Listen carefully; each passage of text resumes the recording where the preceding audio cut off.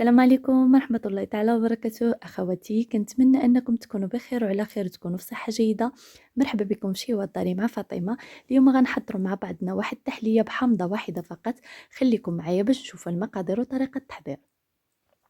ناخذوا نصف إطر من الحليب اللي كيكون بارد، كنديروه في واحد الكاسرولة، وكناخذوا واحد الساشية ديال الفلون. كما كتشوفوا الفلون ديال الفاني، فلون صغيرة بدون سكر. تقدروا تاخذوها بالسكر، هي بحال كيديروا في نصف إطر من الحليب. كطيح ليا ساشية في الحليب بالحق، معليش كتوقع.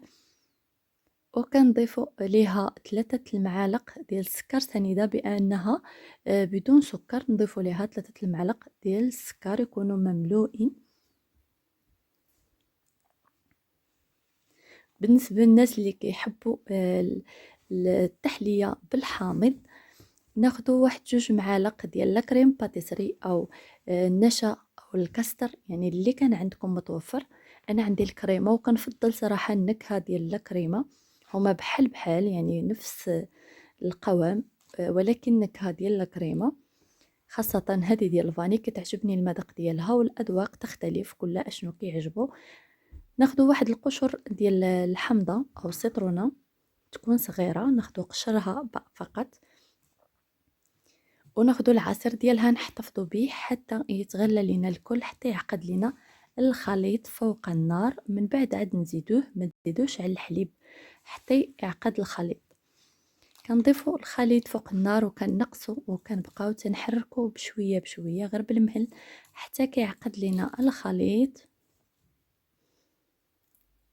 واللي ما بغاش دوك القشور ديال الحامض او البرتقال، كل اشنو كيقول ليه الحامض السيترون اللي كيكون اصفر، اللي ما بغاش يقدر يخلي واحد ربع ساعه حتى تطلق يعني داك المذاق ديالو، ومن بعد يصفيه.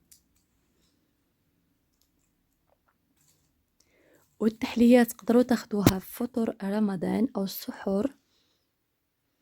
وإلا عجبتكم ما تنسوش تكتبوا لي في الكومنتار كيفاش جاتكم، وتخليوا لي جيم الفيديو، بارطاجيو الفيديو مع الاحباب والاصدقاء في الواتساب وفي الفيسبوك. واللي ما مشتركش عندي في القناة يشترك ويضغط على الزر الأحمر ويضغط على الجرس باش دائما توصل بالجديد ديالي.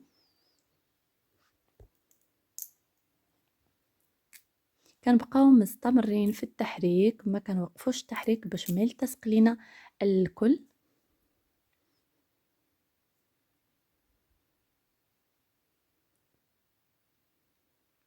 كتشوفوا الخليط كيفاش عقد لينا. منين كيبدا يعقد يعني وكتشوفوه بداتي بحال بغى يتغلى، كنهبطوه من فوق النار،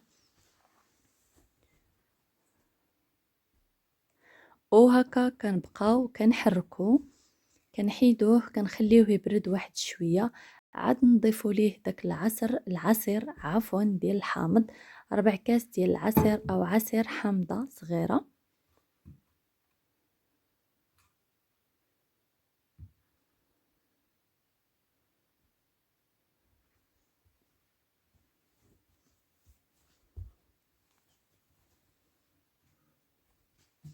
منين كنهبطوه من فوق النار، نضيفو كما قلت لكم العصير ديال الحامضه، ونديروه في كؤوس وندخلوه للثلاجه باش يبرد.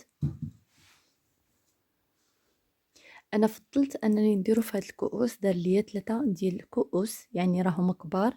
الا درتو كؤوس صغار يقدر يدير لكم 5 الكؤوس. هادو راه كيهزو يعني الكريمه. هادو كيتسدوا، علاش فضلت انا باش نسدهم ونديرهم في الثلاجه ونخليهم حتى نبغي نقدمهم.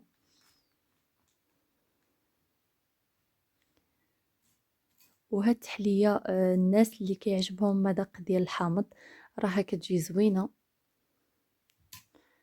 وكما كنقول لكم دائما يعني الاذواق تختلف.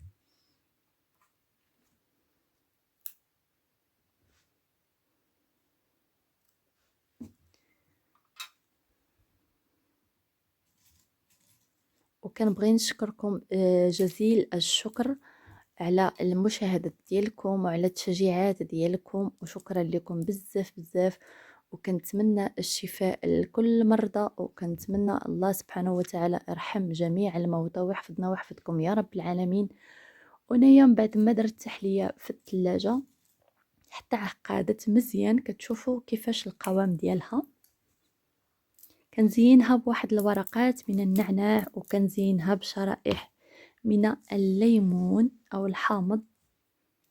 كتشوفوا القوام ديالها كيفاش كيجي، وراها يعني تصوير واخا هكاك. انا دائما كنصور بالليل، واخا هكاك ما عطاش اللون احسن غادي تشوفوها معايا في الصور، وشفتوها في بداية الفيديو كيفاش كتبان اللون ديالها كيجي اصفر، وكتجي رائعة في اللون، يعني كتشوفوا كيفاش كتجي. وشكرا لكم بزاف بزاف على المشاهدات، واللي خطكم عليا الى فيديو قادم ان شاء الله.